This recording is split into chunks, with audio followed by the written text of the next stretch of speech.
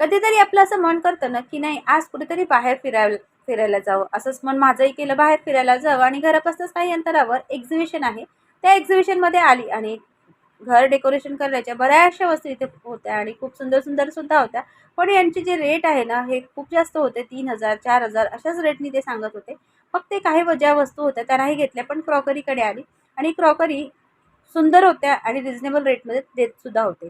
त्यामुळेच इतके सुंदर सुंदर आहे. अर्धा तास आधी बघितलं काय घेऊ शकते आणि कशाची गरज आहे. गरज तर सगळ्याचीच वाटली, पण पैशाला परवडणाऱ्या अशाच काही वस्तू. मग 4-5 वस्तू अशा मी खरेदी केल्या आणि त्यानंतर ना पावसाचं खूप जास्त वातावरण झालं होतं. म्हटलं चला पटकन घरी जावं आणि जशी मी घरी पोहोचत नाही तसं खूप जोराचा पाऊसही आला आणि हळू तो पाऊस त्यानंतर सुरूही होता. तर म्हटलं पाऊस आला आणि मी घरी पण आहे आणि बाहेर गेली फिरायला आणि काहीच खाऊनसुद्धा आली नाही. तर म्हटलं चला बटाटे भजी करावी.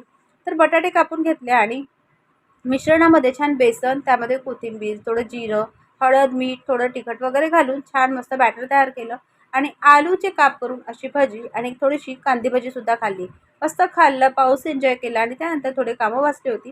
माझ्याकडे शेवयाचा बिझनेस आहे, त्याचे पॅकिंग करून ठेवायचे होते, ते सुद्धा केलं.